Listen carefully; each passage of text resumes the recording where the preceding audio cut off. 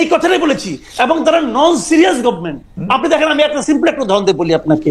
আপনি তো অনেক লোকের অনেক ইন্টারভিউ নিয়েছেন, দেখেছেন। আপনি নুরুল কবির সাহেব যে ইন্টারভিউটা নিলেন আমাদের ডক্টর ইউনূস সাহেবের, বলা হয়ে থাকে এই যাবৎকালে এটা হলো বেস্ট ইন্টারভিউ। আমিও তাই বলি। কিন্তু ভাবেন তো, যখন নাকি উপদেষ্টাদের যোগ্যতা নিয়ে, ওনার যোগ্যতা নিয়ে নুরুল কবির প্রশ্ন করলেন, উনি কি বললেন? উনি বললেন যে আমি তো এই জগতের লোক না, আমাকে জোর করেছে নিয়ে এসেছি, আমি কিছু জানি না, আমি বোঝার চেষ্টা করতেছি, দেখতেছি কি হয়, দেখি কতটুকু করা যায়। তারপর যখন বললেন যে আপনার উপদেষ্টারা তো অনেক কিছু পারছেন না, ওনাদেরকে আমি কি বলবো, আমি নিজেও তো পারি না, তো ওনাদেরকে আমি কিভাবে বলবো? আপনার এই কথাগুলো শুনতে মনে হয় যে না, কি বিনয়ী লোক, কি সুন্দর লোক, নিজের কথা স্বীকার করলেন। আপনি আমাকে বলেন ভাই, এটা কি ট্রায়াল এন্ড এরর ভিত্তিতে কাজ করার জায়গা? না কামাল ভাই, আমি একটু ডক্টর কামাল ভাই, আমি একটু আপনার কাছ থেকে শেখার জন্যই একটু আপনার এই জায়গাটা থেকে বলি যে ডক্টর ইউনূস এটি অকপটে স্বীকার করেছেন যে তার তাড়াহুড়া ছিল, তিনি সব লোককে চেনেন না, তাকে এই লোককে নিতে হয়েছিল। কিন্তু আপনি তো আরেকটা জিনিস খেয়াল করবেন কামাল ভাই, ওনাকে কিরকম জায়গায়, কিরকম একটা বাইনারির মধ্যে হাঁটতে হয়েছে। তিনি আওয়ামী লীগের লোক নিতে পারবেন না, তিনি বিএনপির লোক নিতে পারবেন না, তিনি এক্সট্রিম বাম লোক নিতে পারবেন না, তিনি এক্সট্রিম ডান লোক নিতে পারবেন না। তাকে মাঝামাঝি কিছু লোককে পছন্দ করতে হয়েছে। এর মধ্যে কিছু লোক ভালো থাকতে পারে, কিছু লোক খারাপ থাকতে পারে, কিন্তু তার ইন্টেনশন নিয়ে আমরা কেন প্রশ্ন তুলবো? আপনি দেখেন, এতগুলি কনস্ট্যান্ট যদি কামাল ভাই আপনাকেও দেই, এতগুলি কনস্ট্যান্ট আপনাকে দিলে আপনার জন্য কঠিন হবে একটু। আমি বলি আপনাকে, শুনুন, আপনি চমৎকার প্রশ্ন করেছেন। ইন্টেনশন অবশ্যই ইম্পর্টেন্ট। আপনি একটা ভালো ইন্টেনশন নিয়ে একটা খড়ের গাদায় একটা মেসের কাঠি জ্বালাই দেন, জ্বলবে না আগুনটা ভাই? জ্বলবে। ইন্টেনশনে কিন্তু আগুন নিভাবে না, রাইট? ইন্টেনশনে কিন্তু তাপ কমাবে না, রাইট? সেই তাপটা তো আমার গায়ে লাগতেছে। আপনি শুনেন, সারল্য, ভদ্রতা, নম্রতা, এটা কিন্তু যোগ্যতার বহিঃপ্রকাশ নয়। আপনি একটা যুদ্ধে নেমেছেন, ইটস এ ওয়ার। আপনি সেই যুদ্ধে আপনি পারছেন না রে ভাই। আপনি বলছেন যে আমি দেখি ট্রায়াল এন্ড এরর বেসিসে। শুনেন, আপনার সামনের দিকে তার ছিল, খোলা তার। একজন আপনাকে বললো ভাই তারটা মধ্যে কি ইলেকট্রিসিটি আছে? আপনি বলেন ঠিক আছে, হাত দিয়ে দেখি তো ইলেকট্রিসিটি আছে কিনা। আপনি কি হাত দিয়ে দেখবেন?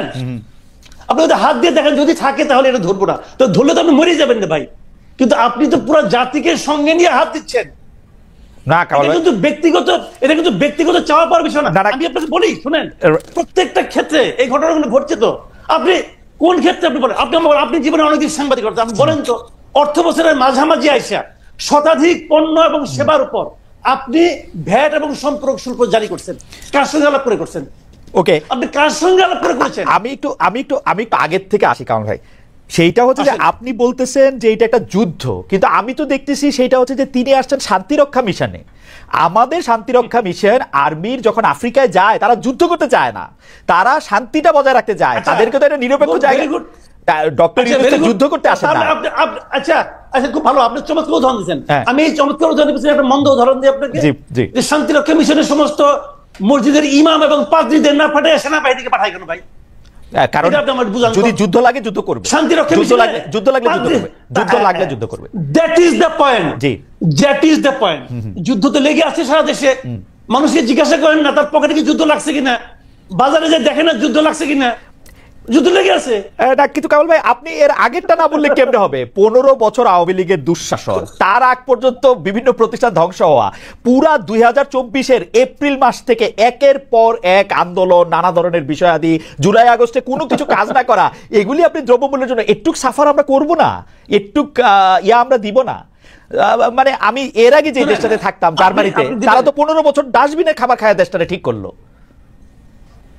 ওকে, তাহলে আপনি প্রত্যেকটা বাজারের আশেপাশে 20-30টা করে ডাস্টবিন রাখেন। না, পারছো না, এখান থেকে নিয়ে যাও। কিছু স্যাক্রিফাইস আমরা করবো না, কিছু কতটুকু, কিছুটা কার জন্য কিছু? যে বাণিজ্য মন্ত্রী দায়িত্ব নেওয়ার 1 মাসের মাথায় সয়াবিন তেলের দাম ওই সিন্ডিকেটের স্বার্থে 8 টাকা বাড়ায় দেয়, তার কিছু? নাকি যে লোক 1 লিটার তেল কিনতে যে 3 বার পকেটে টাকা গুনে, তার জন্য কিছু? আপনি কার কথা বলতেছেন ভাই? সাধারণ মানুষ, এই দেশের মানুষের, আপনার একজন উপদেষ্টা এই যে আলী ইমাম মজুমদার, সে বলতেছে জিনিসপত্রের দাম বেড়েছে কিন্তু মানুষের কষ্ট হবে না। ওই লোক কষ্টের কি বুঝে? আপনি আমাকে বলেন, ওই লোক সাধারণ মানুষের কষ্টের কি বুঝে? বেতন বাড়বে না, চাকরিচ্যুত হবেন আপনি, জিনিসপত্রের দাম বাড়বে কিন্তু আপনার কষ্ট হবে না। এটা কি জুয়ে আছেন, ম্যাজিক নাকি? এটা কি ম্যাজিক? ওকে, আমি কামাল ভাই কামাল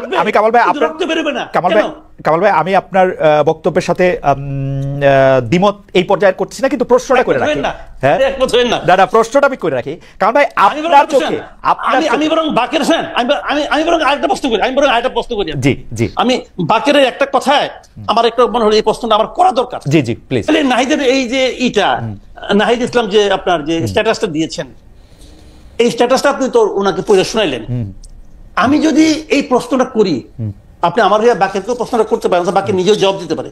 আমি যদি বলি যে নাহিদ ইসলাম যে অভিযোগটা করেছে যে এটার মাধ্যমে বিএনপি 111 কে ইনভাইট করতেছে, আমি যদি বলি এই স্ট্যাটাসের মাধ্যমে নাহিদ ইসলাম হিমসেলফ 111 কে ইনভাইট করতেছে, ওকে যদি এই কথাটা বলি, ওকে এই কথা, কারণ এই স্ট্যাটাসের মাধ্যমে সে তো আর্মিকে একটা পার্টি বানিয়ে ফেলেছে। একজন উপদেষ্টার পদে থেকে উনি এটা করতে পারেন? এটা কোনো সেন্সিবল কাজটি করেছেন না। ওকে, আমরা কামাল ভাইয়ের প্রশ্নটার জন্য জনাব বাকের মজুমদারকে, এটা যদি বাকের মজুমদার কিছু বলেন আমরা এটা একটু আহ্বান জানাই। জনাব মজুমদার আমাকে 10টা সেকেন্ড একটু টাইম দেবেন। আমরা একটু দর্শকের কাছে জানতে পেরেছিলাম, মানে প্রশ্ন করেছিলাম যে সময় দিতে পারবেন না বলে জুলাই শহীদ স্মৃতি ফাউন্ডেশনের দায়িত্ব ছাড়লেন সমন্বয়ক সার্জিস আলম। এই সিদ্ধান্ত সঠিক বলে মনে করেন কিনা? শতকরা 74% দর্শক এই সিদ্ধান্তকে সঠিক বলে মনে করেন, সঠিক না মনে করেন শতকরা 26% দর্শক। 54,000 দর্শকের মধ্যে ভোট দিয়েছেন। জনাব বাকের মজুমদার আপনার কাছে একটু যাচ্ছি।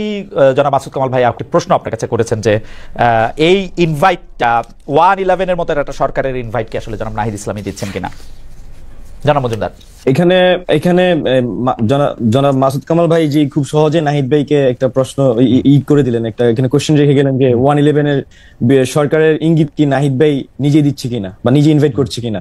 তো এখানে আমি পাল্টা জানতে চাই বা আমার যে পয়েন্টটা সেটা হচ্ছে যে এখানে নাহিদ ভাই কিন্তু খুব স্পষ্টভাবে তার ব্যাকগ্রাউন্ড উল্লেখ করেছে, আসলে কোন অর্থে আসলে বিএনপি 111 কে ইনভাইট করছে, কিন্তু নাহিদ ভাই খুব ব্যাখ্যা করে দিয়েছেন কোন অর্থে কি হচ্ছে, উনি কিন্তু ব্যাকগ্রাউন্ড এনেছে, পরবর্তী ঘটনাক্রম বলেছে। তো আমি মাসুদ কামাল ভাইয়ের কাছে প্রশ্ন করছি উনি আসলে কোন প্রেক্ষাপট বা কোন ব্যাকগ্রাউন্ড থেকে আসলে নাহিদ ভাইকে এমন প্রশ্ন করতে চাচ্ছেন। ওকে কামাল ভাই নিশ্চয়ই বলবেন। আমি একটু বোঝার জন্য জনাব মজুমদার, আসলে আপনাদেরকে প্রশ্ন করা, আপনারা এত বেশি জনপ্রিয়, আপনাদেরকে প্রশ্ন করা এখন একটা, কারণ আমার ফ্লাডেড হয়ে যাচ্ছে যে আমি আপনাকে আসলে ঠিকমতো প্রশ্ন করছি কি করছি না সেটা নিয়ে। আমি শুধু বোঝার জন্য বলতেছি। আমি আবার পড়ি জনাব নাহিদ ইসলামকে। জনাব নাহিদ ইসলাম বলেছেন যে আমরা চেয়েছিলাম ফেসিবাদ বিরোধী রাজনৈতিক দলগুলো ও নাগরিক সমাজের সমন্বয়ে একটা জাতীয় সরকার। তারপরে তিনি বলছেন জাতীয় সরকার হলে ছাত্রদের হয়তো সরকারে আসার প্রয়োজন হতো না। মানে রাজনৈতিক দলগুলো নাগরিক সমাজের সমন্বয়ে একটা জাতীয় সরকার, সেটা আপনারা কাকে মিন করেছেন? মানে কারা সরকারে আসে নাই? মানে এটা জাতীয় সরকারটা কে? মানে পরের লাইনে আছে জাতীয় সরকার অনেক দিন স্থায়ী হবে এই বিবেচনায় বিএনপি জাতীয় সরকার আসতে রাজি হয় নাই। তো বিএনপি রাজি হয় নাই, তার জন্যই কি আর কোন রাজনৈতিক দলকে ইনভাইট করা হয় নাই, নাকি বিএনপি রাজি হয় নাই বলেই অন্য কোনো সরকার রাজনৈতিক দলগুলো আসে নাই? এখানে না, শুরুতে হচ্ছে 5ই আগস্টে আমরা যখন বিএনপির শীর্ষস্থানীয় নেতৃবৃন্দের সাথে কথা বলি তখন আমরা আসলে জাতীয় সরকারের আহ্বান করি। তো সেক্ষেত্রে ভাই যেটা বলেছেন সেটাই, জাতীয় সরকার বিএনপি জাতীয় সরকার অনেকদিন স্থায়ী হবে সেই বিবেচনায় বিএনপি আসলে জাতীয় সরকারের সেই সময় আসতে চায়নি। তো বিএনপি যেহেতু এখানে ফ্যাসিবাদের বিরুদ্ধে রাজনৈতিক সংগঠন হিসেবে সবচেয়ে বড় রাজনৈতিক দল এবং বিরোধী দল হিসেবে তো তখন সবচেয়ে বড় বিরোধী দল ছিল ফ্যাসিস্ট আওয়ামী লীগের আমলে। তো সবকিছু মিলে আমরা তো অবশ্যই বিএনপি এখানে একটি অন্যতম গুরুত্বপূর্ণ স্টেক হোল্ডার আমরা বিএনপিকে মনে করি। তো এই সিদ্ধান্তের কারণে, বিএনপির সিদ্ধান্তের কারণে আসলে আমরা এই জাতীয় সরকার গঠনের প্রক্রিয়ায় যেতে পারিনি। আমার কাছে মনে হয় যে আর আপনি যেটা বলেছেন যে অন্যদের এখানে বিএনপি যদি না আসে আসলে জাতীয় সরকারের লেজিটিমেসি নিয়ে আমাদের নিজেদের মধ্যে প্রশ্ন ছিল যে আসলে সবাইকে মিলে যে রাজনৈতিক ঐক্যমতের কথা আমরা বলছি সেটা যখন বিএনপি এখানে জাতীয় সরকার রাজি হচ্ছে না, সেক্ষেত্রে আসলে আমাদেরকে স্ট্র্যাটেজিক পরবর্তী সিদ্ধান্ত নিতে হয়েছে। আর আরেকটি বিষয় যেটি এখানে ভাই উল্লেখ করেছেন যে নাহিদ ইসলাম উল্লেখ করেছেন জাতীয় সরকার হলে ছাত্রদের হয়তো সরকার আসার প্রয়োজন হতো না। মানে এটা দ্বারা আমার কাছে মনে হচ্ছে যে এটা খুবই উইলিং আমাদের থেকে প্রপোজাল যে আসলে আমরা নিজে থেকে যে গভর্নমেন্টে যাওয়ার যে অভিপ্রায় বা আমরা গভর্নমেন্টে যেতে চেয়েছি বিষয়টা এরকম না। মূলত বিষয়টা ছিল মাঠ থেকে, যেমন আমরা এই মাঠের কর্মসূচিগুলো সবসময় মাঠ থেকে চাপ ছিল, আমরা কর্মসূচিগুলো জনগণের ভাষাগুলো ট্রান্সলেট করার চেষ্টা করেছি, রূপান্তর করার চেষ্টা করেছি। ঠিক একইভাবে 5ই আগস্ট আমাদের উপর এরকম একটা চাপ ছিল যে যাতে গভর্নমেন্টে ছাত্রদের প্রতিনিধিত্ব থাকে। তো সবকিছু এই চাপ কি এখনো আছে জনাব মজুমদার? এই চাপ কি এখনো আছে?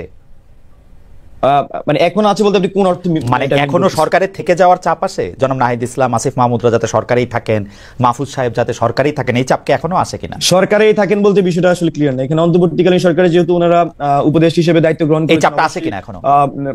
অবশ্যই দায়িত্ব যেই সব মূলত আমাদের যে মূল দায়িত্বটা কি, আমি মনে করছি আমাদের এক দফা যে দুটো অঙ্গীকার করা হয়, একটি হচ্ছে যে ফ্যাসিলিটি সিস্টেমের সম্পূর্ণ বিলোপ এবং দ্বিতীয়টি ছিল আমাদের নতুন রাজনৈতিক বন্দোবস্ত, আমি খুবই সরকারি যদি বলি। হ্যাঁ, তো এই দুইটি বাস্তবায়নের প্রেক্ষিতে কিন্তু এই ছাত্রদের এক দফা ঘোষণা এবং পরবর্তী তাদের কার্যক্রম, এখন ছাত্রদের প্রতিনিধি হিসেবে যেহেতু 3 জন ছাত্র উপদেষ্টা গভর্নমেন্টে আছেন, আমরা মনে করছি যে গভর্নমেন্টে থেকে তারা মূলত এই গণ অভ্যুত্থানে বা এই আমাদের যে এক দফা ছিল, এই এক দফা বা আমাদের যে জুলাই অভ্যুত্থান, এই জুলাই অভ্যুত্থানের তারা এই দুটি অঙ্গীকার আসলে বাস্তবায়ন করবেন, মানে সর্বশেষ করলে আমরা মনে করছি। আর জনাব মজুমদার, আমি যে প্রশ্নটা করতে চাইছিলাম সেই প্রশ্নটা হচ্ছে এরকম যে আপনারা তো আসলে জাতীয় সরকার হইলে সব রাজনৈতিক দল এবং মতাদর্শের লোক আসলে ছাত্ররা সরকারে থাকতে চান নাই, যদি আমরা নাহিদ ইসলামের না বিষয়টা এরকম নাহিদ ভাই, আমার কাছে আমি যদি আবারও পড়ে শুনাই, জাতীয় সরকার হলে ছাত্রদের হয়তো সরকারে আসার প্রয়োজন হতো না, শব্দটা কিন্তু খুবই যে সেন্টেন্স এখানে অনেক কিছু একসাথে আপনি কিন্তু মিন করতে পারবেন। যে প্রয়োজন হতো না, ইট ডাজন্ট মিন যে থাকতে পারতো না, মানে এটা প্রয়োজন হলে থাকতো, যদি মনে করতেছে ওই সময় হয়তো প্রয়োজন হতো না, মানে তার মানে হচ্ছে প্রয়োজন হলেও হইতে পারতো, হতেও পারতো, এখনকার অবস্থাটা কি? এখন কি হয়তো অবশ্যই আমরা মনে করছি এই গভর্নমেন্টে তো অবশ্যই এখানে লেজিটিমেসি আমরা মনে করছি যে একটা বড় লেজিটিমেসি দিচ্ছে হচ্ছে যে আমাদের ছাত্র উপদেষ্টারা, তো সেই ক্ষেত্রে আমরা গভর্নমেন্টের লেজিটিমেসি দিতেছে ছাত্র উপদেষ্টারা। না আমি বলছি একটা আমি মনে হয় ওয়ার্ডিং এ ভুল করতে পারি, বাট আমি বোঝানোর চেষ্টা করেছি যে এই গভর্নমেন্টের অন্যতম লেজিটিমেসি হচ্ছে আমরা মনে করছি আমাদের ছাত্র উপদেষ্টা, যেহেতু ছাত্ররাই আন্দোলনের নেতৃত্ব দিয়েছে এবং তাদের প্রতিনিধিত্ব ছাত্ররাই চেয়েছে, এবং সেই প্রতিনিধি হিসেবে জনাব মজুমদার, আমি একটু যদি ধীরে বলেন, আমি আপনার এই বক্তব্যটা একটু লিখে নিতে চাই, যে আপনি একটু বলেন তো যে বর্তমান সরকারের অন্যতম লেজিটিমেসি দিচ্ছে আমাদের ছাত্র উপদেষ্টারা। ওকে, ফাইন, ফ্যান্টাস্টিক। আমার প্রশ্ন হচ্ছে সরকারের অন্যতম লেজিটিমেসি দিচ্ছে ছাত্র উপদেষ্টারা। আমি এখন একটা প্রশ্ন আপনাকে করতে চাই যে এই জুলাই আগস্ট আন্দোলনে আপনারা যারা নেতৃত্ব দিয়েছেন,